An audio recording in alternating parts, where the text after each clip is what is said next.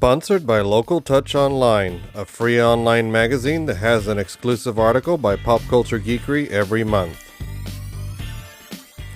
Also sponsored by Hill Country Comic Con. Hill Country Comic Con is here to promote fun, art, literacy, and imagination through pop culture and comics. It will be held November 28th and 29th at the New Braunfels Convention Center. Go to hillcountrycomiccon.com to get your tickets today.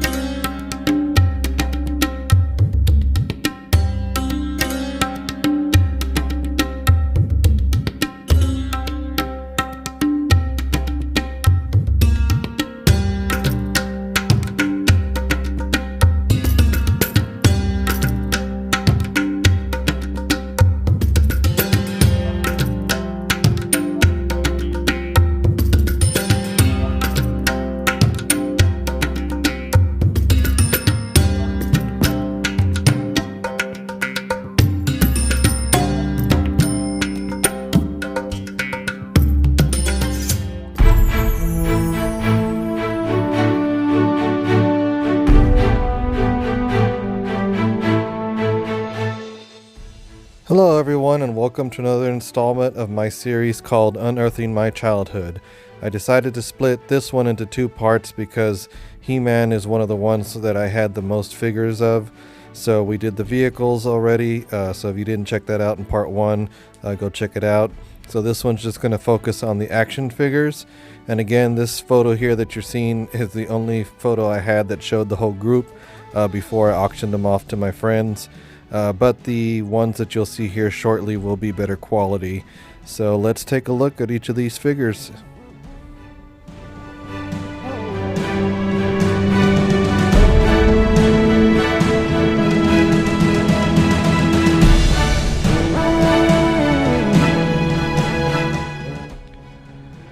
Alright, so one of the reasons I wanted to wait to do the figures last is because not all of them can stand up. Because one of the plights of the Masters of the Universe series is they had the old... look, there's this sword falling already. They had the old rubber band system that would hold their legs and their torso together. So basically, once that rubber band snapped, the legs would either come off completely or they'd become immobile. So, He-Man, being the most powerful man in the universe, is one of the few who can still stand here. So he has his power sword, which looks like it's threatening to fall out of his hand, and he has his shield, and then he has the battle axe there on the floor, which you actually got to see earlier when I was showing the scale of some of the vehicles and playsets. But yeah, so this is the centerpiece of the collection, and what can you say about He-Man? I mean, he's the only one that can rock those furry, shorts and still save the universe.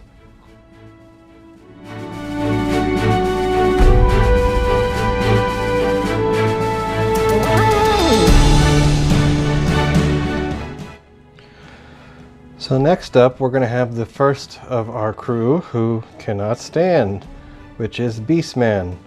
So we're using the help of the Throne of Eternia. So there's going to be a lot of figures on here who are going to get to sit on this. They probably wouldn't normally get to sit on the throne.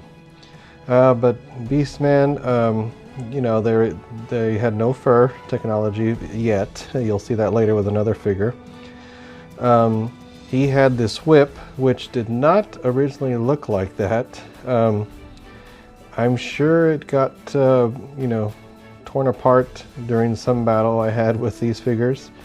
That was actually one reason that it was pretty easy to keep their accessories, because they usually only had one or two. There was very few that came with more than that.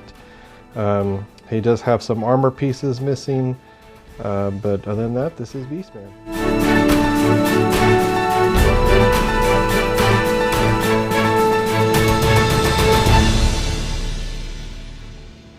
Next up, we have Man-at-Arms, who was always one of my favorite characters in the TV show. I guess he was designed in the toy before the show though, because if you've seen the show, you know that Man-at-Arms always had a mustache. This one does not. In fact, I believe he had soldiers that looked like this. So I always wondered if that was what the case was going to be, is that they were going to do, you know, figures for the soldiers and a figure for him, and they were going to add the mustache and just never did. But I always found it interesting when a character chose to wear, you know, either armor or costume piece on only half their body. So if you see there on his left side, he's got the, you know, armor and then just the shin armor, and then he does have his battle mace there.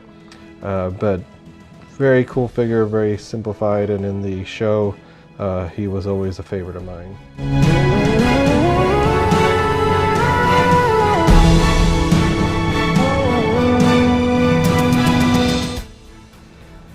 This is Mer-Man, who is looking very uncomfortable trying to sit on that throne.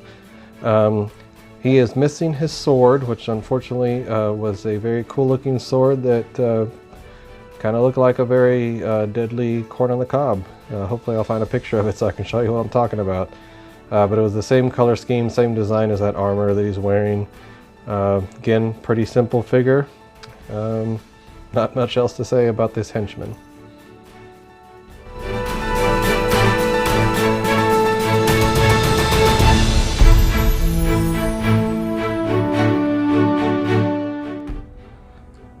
And as they say, for every good hero needs a good villain. So here's the villain of the show, which is Skeletor. And I know that he would love to be sitting on the throne of Eternia. That was his whole point in the show, was to try to defeat He-Man and take over Eternia, and that included Castle Grayskull. Now the ram-headed staff there is what I remember the most from the show. I don't remember if he had a sword that was like that, because obviously it's the same design as the Power Sword. But for the sake of just, you know, repackaging it, it was painted purple, unlike He-Man's, which is gray. But those of you who've watched the cartoon, you know that Skeletor was a great villain of the 80s. Always had that very distinctive voice. So if you've never seen an episode, go look it up.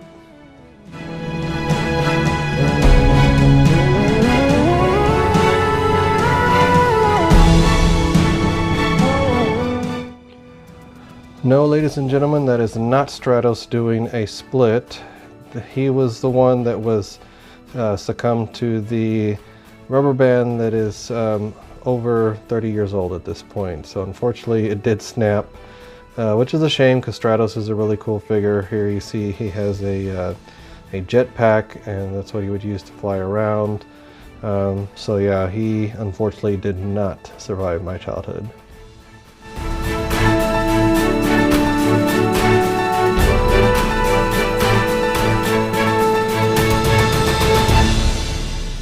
And here we have one of my favorite henchmen, Trapjaw. So one of the things I loved about this guy was he had this cybernetic attachment on his right side where he could switch out his weapon. So right now I have the hook popped in there. There on his right hip you can see he has his laser cannon, and here on the ground he had his claw grip. So again, the beauty of some of these figures is just they're so simple. Some of the ideas that they had, and you could, you know, hook these on his belt there, and his actual mouth would move. Hopefully he'll stay in the throne. But yes, definitely one of my favorite henchmen of all time.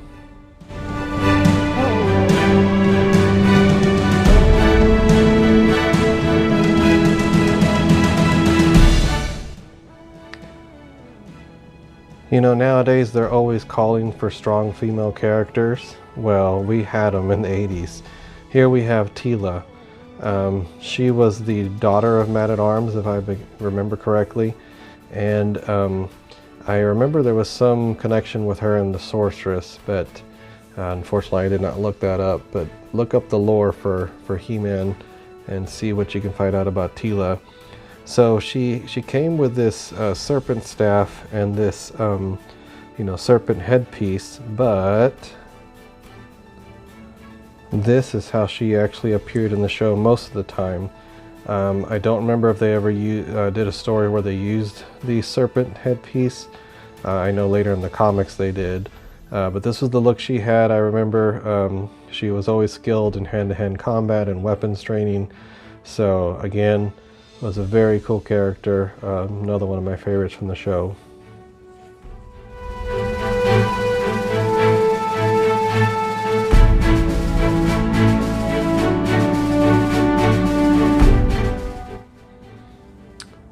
So this is Zodac. So Zodac for me starts to represent when I feel like they were just creating characters to create them. I mean, he appeared in the show, but I don't really remember much of his backstory or anything at all. I think I had a kid's book that maybe had more of him in it. But other than that, I mean, he's a cool design. He kind of reminds me of this guy from Star Wars, kind of the way that his helmet makes his mouth look there. But anyway, that is Zodac.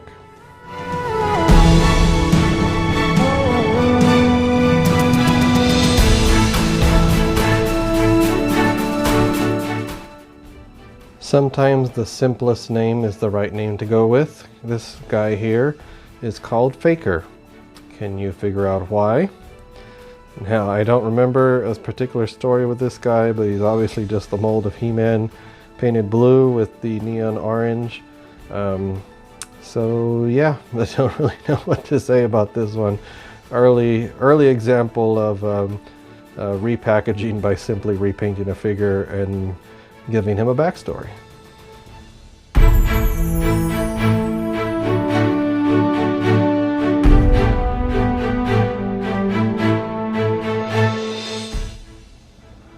So this is Ram-Man. So he's the first figure that didn't follow any kind of the conventional designs because of his ability. And again, this one had to have been, let's make the toy first and then make it make sense in the cartoon. Because yeah, he's basically just a stand-up. I mean, he does have his axe here, but what you would do is you would pop him down, you would press the little lever, and he would jump up. And in the cartoon, that is literally what he would do as well. So, you know, in a world where there's magic, you have a guy with springy legs, basically.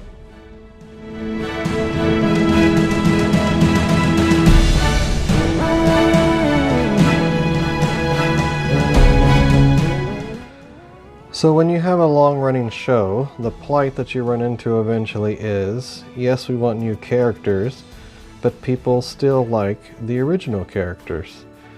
So what you do is you start taking the original characters and give them new features. So 2 years after He-Man debuted, we got Battle Armor He-Man.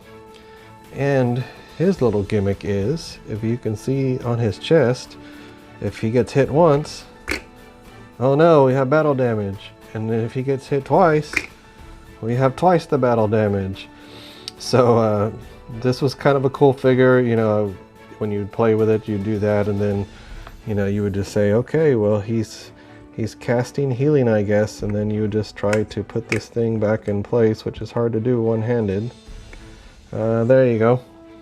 And yes, he's good as new, ready for battle again.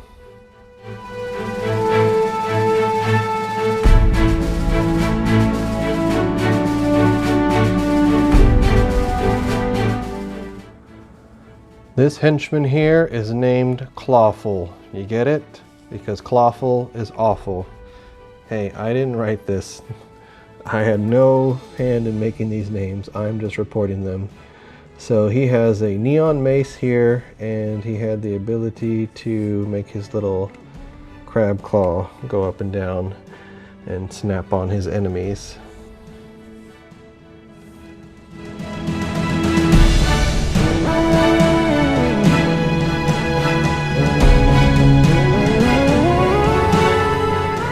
And this is Mekaneck.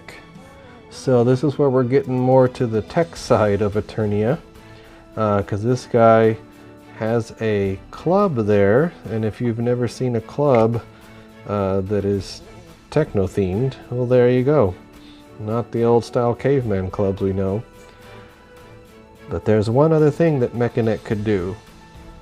Mekaneck, when you turned his waist, could extend his neck because he can see the enemy coming before they see us? I don't know.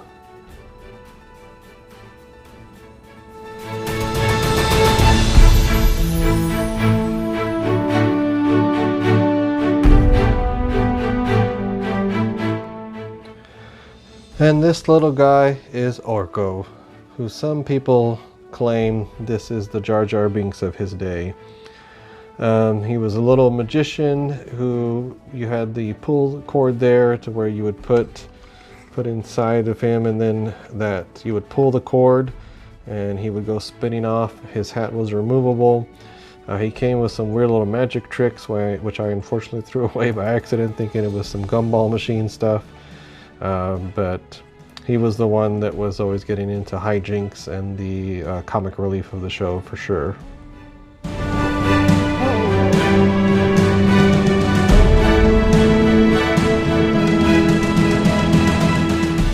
Remember how we talked about that He-Man has kind of a Clark Kent / Superman thing going on? Well, here's his Clark Kent. This is Prince Adam, which people always made fun of in the old cartoon, that again, saving on money and just simply reproducing the same molds. You basically have the He-Man mold, but in Prince Adam's normal clothes. And even the show he was like this. They corrected this in later versions of the story, where, you know, Prince Adam was not already muscular and then basically just transformed into He-Man. And of course, because you can't have an action figure without a weapon, they just took the power sword and painted it kind of neon pinkish purplish, because yeah, it never appeared that way in the show.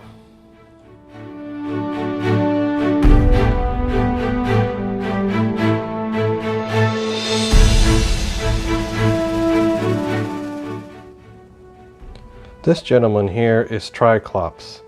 Another one of the henchmen that I liked a lot. Loved his sword, which unfortunately is kind of bent here over time. But the reason he was called Tri-klops is because you would twist his headpiece there. So you saw he went from, you know, calm, blue-eyed, you know, henchman to slightly more angry, red-eyed henchman here. But then if he got really angry, then you got like deep red bloodshot eye here, which, you know, I would assume means that he gets, you know, crazy in battle and unbeatable and whatnot, but that was not the case in the show. Thanks for hanging in there with me, guys. I know this is a lot of figures. I realize that He-Man is probably one of the biggest collections I have. So you want to take a quick intermission, go to the bathroom, whatever you need to do. Just hang in there because we're actually getting into the latter years coming up next.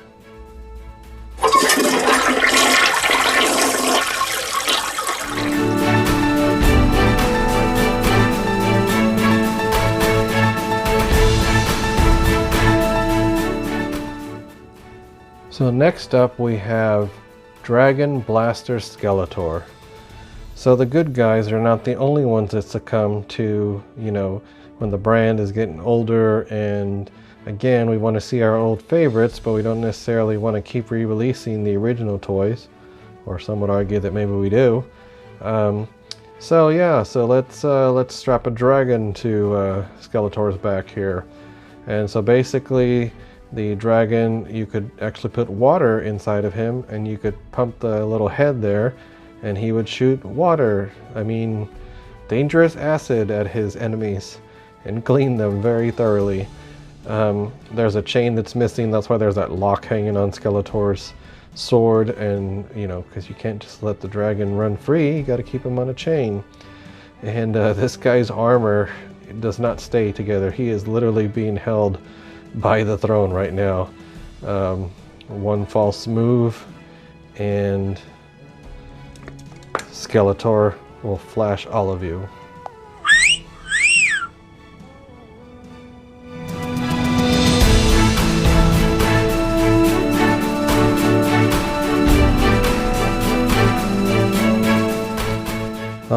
so it took them a full 3 years to perfect the fine art of using real fur. So here, when they started introducing the idea of another bad guy, which is Hordak and his villains, which we will get to in a second, we have one of his henchmen here, which is Grizzlor. And one thing that you're going to find out real quick about Hordak and his horde is they love crossbows. So here Grizzlor has a green crossbow.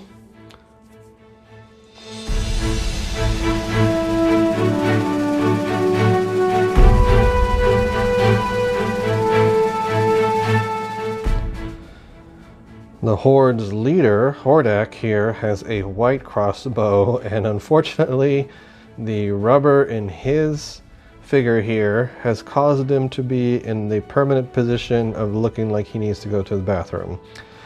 So yeah, that's not the look you want when you are a fearful leader of a evil horde and want to take over Eternia.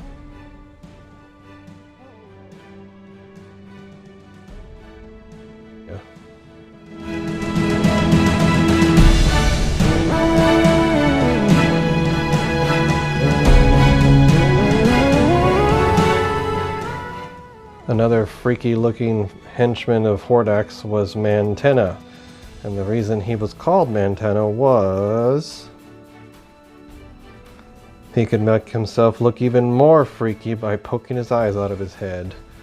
And he has a gray crossbow. So in their world, they must have really enhanced their crossbow technology.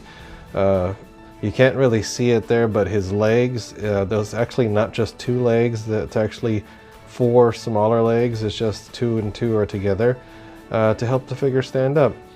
I don't know if any of the modern day releases actually gave him the 4 legs separated like he is shown in the show, but it would make him look even more freaky than he does already.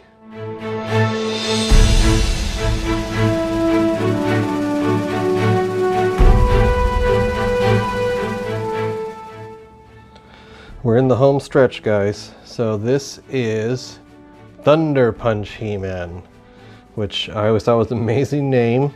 It's actually one of the later versions of him that I actually liked. I mean, they went with a little bit different color scheme. You know, you got the red and the silver. But I love the gold sword and the shield and how it fit in there. So basically, if you've ever seen a cap gun, then you see the little spindle with the caps. You could actually put it in his back and you would twist him at the waist, and you see his right hand is there in a permanent fist, and so it would sound like thunder. So yeah, out of the later editions, like I said, this was one of my favorites.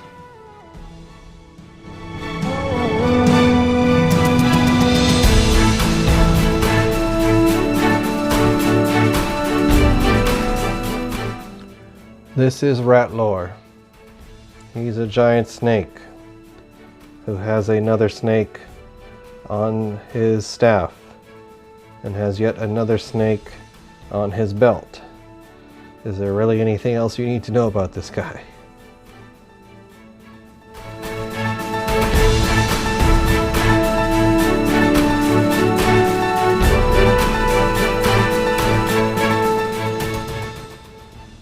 What is this, a Charlie Brown Halloween?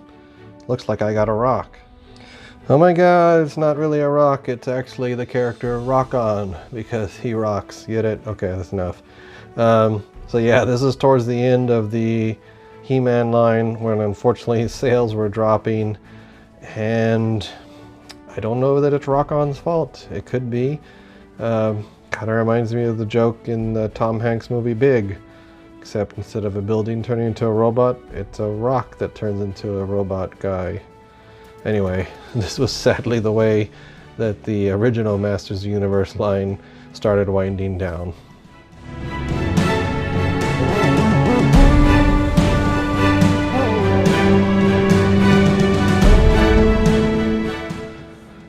It's a bird, it's a plane, it's a bird. It's actually Screeech with an extra E, not to be confused with Screech from Saved by the Bell. that he had a harness that went with him. This was the evil version. I remember there was a good version. I don't remember his name right now. And then he would be on top of that pedestal there. So yeah, we even had all kinds of creatures to play with. One last thing I wanted to mention here is you probably see these little mini comics at the bottom. These came with the figures. You might have seen some of them in the packages that I was using in those little intros. But I went ahead and kept these, but there actually is a collection out there of them. So I wanted to show that does exist. I actually had it at one point, but gifted it to a friend. But it was a really cool collection. It's actually a different timeline than what the show was. The old little mini comics a little bit more serious in tone, so it was cool to read those separate from seeing the goofiness of the show. But anyway, I hope you enjoyed these two parts of He-Man and Masters of the Universe, and we will see you guys next time.